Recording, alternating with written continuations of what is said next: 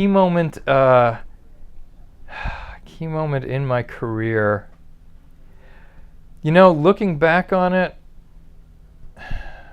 there were two. The first was meeting John McTiernan's assistant, because she eventually put me in touch with the producer who would hire me as my first directing job. That job ended up not going so well. It was actually a disaster.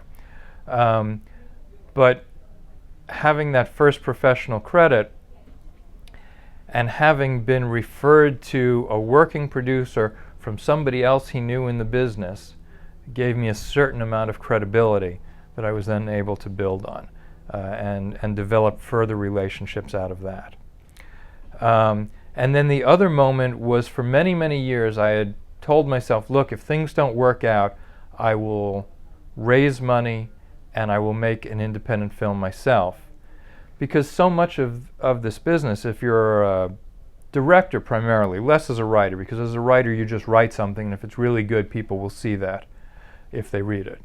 And so the trick is just getting them to read your script. But as a director, you have to direct something to prove what you can do. And often shorts are just, ignored by the industry to a certain extent. People, for some reason, and it doesn't make a lot of sense, producers see a well-done short and in their head they'll go, oh yeah, but that's just a short. Where's your feature? And most people don't have features because they're very expensive to make. And if they're not very expensive, they tend to look like crap. So in the back of my head, I always had this idea that if I didn't break in eventually, and I was never sure what eventually meant, that I would raise money and make an independent film. And I should have probably done that in my late 20s or when I hit 30.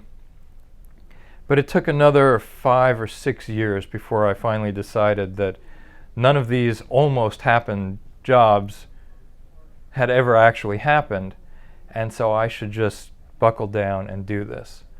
And so that's what happened, is myself and a partner, we put together a business plan. We raised $150,000, and we made a film. And it was that film that finally got David Latt, one of the partners at the asylum, to take me seriously, even though I'd known him for 10 years. I'd just been a friend. I'd just been that guy, oh yeah, that guy who wanted to make movies but never had. So now I had this thing that I could put in front of him and say, here, look, this is entertaining. People watch this and they enjoy it. And he couldn't deny that. And so, he put me in touch with his director of development, and they started including me when they were looking for new ideas, and eventually we moved on to making a film together.